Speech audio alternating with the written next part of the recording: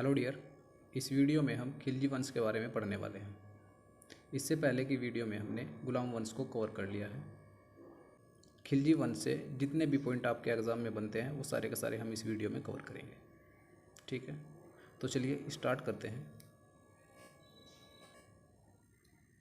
देखिए, इससे पहले की वीडियो में मैं आपको बता चुका हूँ, जो गुलाम वंश था, गुलाम वंश का अंतिम शासक कौन था? शमसुद्दीन कैमर्स। शमसुद्दीन कैमर्स किसका सेनापति था? शमसुद्दीन कैमर्स जलालुद्दीन खिलजी का सेनापति था। ठीक है, फिर उसके बाद आगे चलकर जलालुद्दीन खिलजी ने खिलजी वंश की स्थापना की थी 1290 में। ठीक है, 1290 से 1320 तक रहा आपका खिलजी वंश। देखिए, पॉइंट नंबर फर्स्ट में क्या कहा गया है।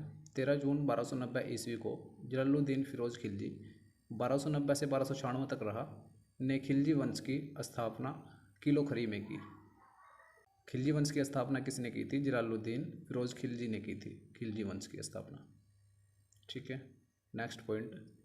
जलालुद्दीन की हत्या 1296 ईस्वी में उसके भतीजा एवं दामाद अलाउद्दीन खिलजी ने कड़ा मणिकपुर इलाहाबाद में कर दी। 1296 में जलालुद्दीन खिलजी की मृत्यु हो गई थी। Next point. अलाउद्दीन खिलजी 1296 से 1316 ईस्वी 22 अक्टूबर 1296 ईस्वी में दिल्ली का सुल्तान बना। फिर इसके बाद आया जलालुद्दीन खिलजी के अलाउद्दीन खिलजी 1296 में ये गद्दी पर बैठा था, दिल्ली का सुल्तान बना। Next point. अलाउद्दीन के बचपन का नाम अली या गुरशब था। इसके बचपन का नाम क्या था? अली गुरशब। ठीक है, अलाउद्दीन का राज्यरोहण दिल्ली में स्थित बलबन के लाल महल में हुआ था। ये पॉइंट भी एग्जाम में आ चुका है। अलाउद्दीन राज्यरोहण दिल्ली में कहाँ हुआ था? बलबन के लाल महल में हुआ था। ठीक है, अलाउद्दीन ने सिकंदर सानी की उपाधि धारण की। सिकंदर ए सानी की उपाधि धारण की थी अलाउद्दीन खिलजी ने। अलाउद्दीन ने गुजरात, जैसलमेर, रणथंभौर, चित्तौड़, मालवा, उज्जैन, धारानगरी, चंदेरी, सिवाना तथा जालौर पर विजय प्राप्त की। किन किन पर? गुजरात, जैसलमेर, रणथंभौर, चित्तौड़, मालवा, उज्जैन, धारानगरी, चंदेरी, सिवाना तथा जालौर पर विजय प्राप्त की।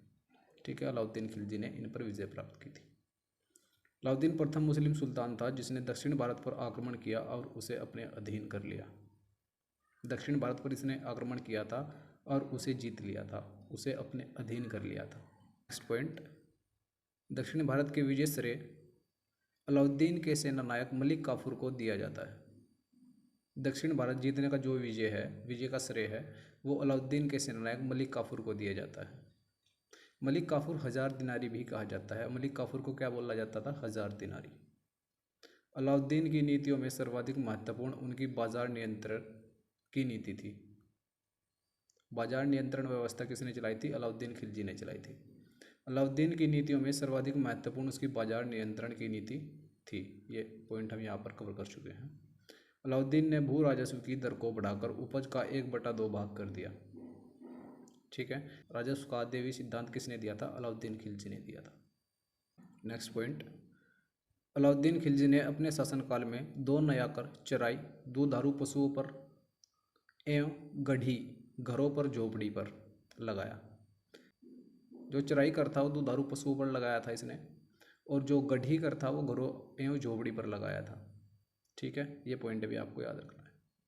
अलाउद्दीन खिलजी ने सेना को नकद वेतन देने एवं अस्थायी सेना रखने की प्रथा चलाई। नकद वेतन की शुरुआत किसने की थी? अलाउद्दीन खिलजी ने की थी। अलाउद्दीन खिलजी ने घोड़ा दागने एवं सैनिकों का होलिया लाने की प्रथा की शुरुआत की। घोड़ा दागने यानी कि घोड़े पर निशान लगाने की जो प्रथा थी, किसने स्टार्ट की थी? अलाउद्दीन खिलजी ने स्टार्ट की थी। और सैनिकों का होलिया जो प्रथा थी वो भी अलाउद्दीन खिलजी ने स्टार्ट की थी। जैसे सैनिक मास्क लगा कर जाते थे, वो वाली प्रथा किसने स्टार्ट की थी? अलाउद्दीन खिलजी ने स्टार्ट की थी। ठीक है, नेक्स्ट पॉइंट। अलाउद्दीन ने इक्ता, इनमा, मिल्क तथा वक्फ भूमि को खालसा राजकीय भूमि में परिवर्तित कर दिया। ये पॉइंट भी आपको याद रखना है। नेक्स्ट पॉइंट की बात करते हैं। अलाउद्दीन के शासनकाल में गैर मुसलमानों से जजिया कर और मुसलमानों से ज़कात कर वसूला जाता था। गैर मुसलमानों से जजिया कर और मुसलमानों से ज़कात कर वसूला जाता था। एक और कर होता था जो इसने वसूला, उसको बोलते थे खम्स कर। क्या बोलते थे? खम्स कर। खम्स कर कौन सा होता था? ये लूटा गया धन होता था। खमस्कर को बोलते थे लूटा गया धन। ठीक है, ये पॉइंट भी आपको याद रखना है। उसके दरबार में प्रमुख विद्वान अमीर खुसरो और हसन देहलवी थे। कौन कौन थे उसके दरबार में? उसके दरबार में प्रमुख विद्वान अमीर खुसरो और हसन देहलवी थे। ठीक है। अलाउद्दीन खिलजी की मृत्यु 5 जनवरी 1316 ईस्वी को हो गई। 5 जनवरी 1316 ईस्वी को अलाउद्दीन खिलजी की मृत्यु हो गई। अलाउद्दीन की मृत्यु के बाद मलिक काफूर ने साजिश करके नाबालिग उमर खां को सुल्तान बना दिया। किसने बनाया? मलिक काफूर ने नाबालिग उमर खां को सुल्तान बना दिया अलाउद्दीन मृत्यु के बाद। मलिक काफूर ने अलाउद्दीन के पुत्रों को बंदी बनाकर अंधा करवा दिया और शासन करने लगा। मलिक काफूर ने अलाउद्दीन के पुत्रों को बंदी बनाकर अंधा करवा दिया और शासन करने लगा। मुबारक खिलजी ने 11 फरवरी 1316 ईस्वी को मलिक काफूर की हत्या करवा दी। मलिक काफूर को किसने मरवाया था? मुबारक खिलजी ने मरवाया था। कुतुबुद्दीन मुबारक शाह खिलजी 1316 से 20 ईस्वी सुल्तान अलाउद्दीन खिलजी का पुत्र था। कुतुबुद्दीन मुबारक शाह खिलजी किसका पुत्र था? सुल्तान अलाउद्दीन खिलजी का पुत्र था। 1316 से 1320 तक इसने शासन किया। मुबारक शाह खिलजी 5 जनवरी 1316 ईस्वी को दिल्ली की गद्दी पर बैठा। वह एक भ्रष्ट शासक था, एक अच्छा शासक नहीं था मुबारक शाह खिलजी। फाइनली फिर क्या हुआ? मुबारक के वजीर खुसरो शाह ने 15 अप्रैल 1320 को इसकी हत्या करवा दी। ठीक है, तो ये पॉइंट आपको याद रखने हैं भाई खिलजी वंश से, बहुत इंपॉर्टेंट है। यहाँ से आपके एग्जाम में क्वेश्चन आते ही आते हैं। जितने भी पॉइंट हमने पीछे पढ़े हैं वो सारे के सारे यहाँ नोट्स में कवर किए गए हैं शॉर्ट में।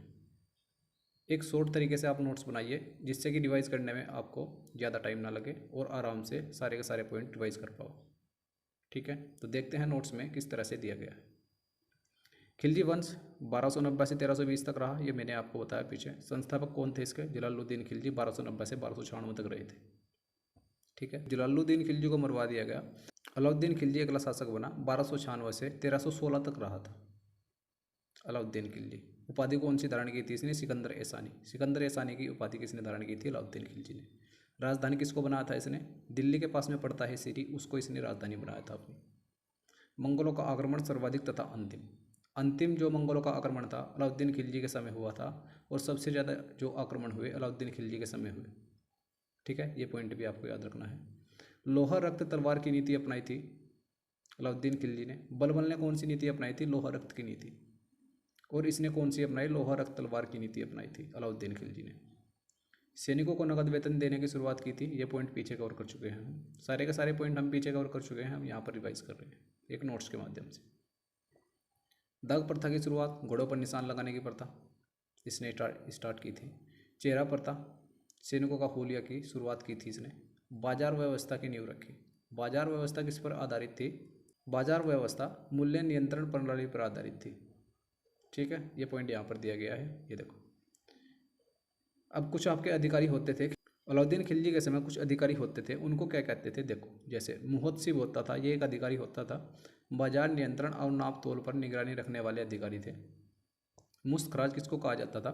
राजस्व वसूली के अधिकारी को बोला जाता था मुस्तखराज। बरीद ए ममलिक बोला जाता था गुप्तचर विभाग का हेड। जो गुप्तचर विभाग का हेड होता था उसको बरीद ए ममलिक कहा जाता था। ठीक है, मलिक काफिर कौन था? अलाउद्दीन का गुलाम और सेनापति। ठीक है, टाइटल क्या था इसका? हजार दिनारी। मलिक काफिर को हजार दिनारी भी बोला जाता था। ठीक है, मलिक काफूर दक्षिण भारत को जीता। मलिक काफूर ने दक्षिण भारत को जीता, जैसे कि मैंने आपको पीछे बताया अलाउद्दीन खिलजी ने दक्षिण भारत को जीता था, बट इसका श्रेय किसको दिया जाता है? मलिक काफूर को दिया जाता है। ठीक है, खिलजी के जो कर थे, जो इसने कर लगाए थे, जजिया कर इसने गैर मुसलमानों पे लगाया था, जकात कर मुसलमानों से लगाया था, और खम्स कर बोलते थे लूटा गया धन। ठीक है, ये सारे पॉइंट आपको याद रखने हैं। अलाउद्दीन खिलजी की मृत्यु हो गई थी 1316 में। फाइनली 1316 में अलाउद्दीन खिलजी की मृत्यु हो गई। ठीक है, तो भाई इतने पॉइंट आपको खिलजी वंश से याद रखने हैं। ये जो नोट्स आपको दिया गया है शॉर्ट में, इसके माध्यम से आप अपने नोट्स बनाओ और उनको रिवाइज करो।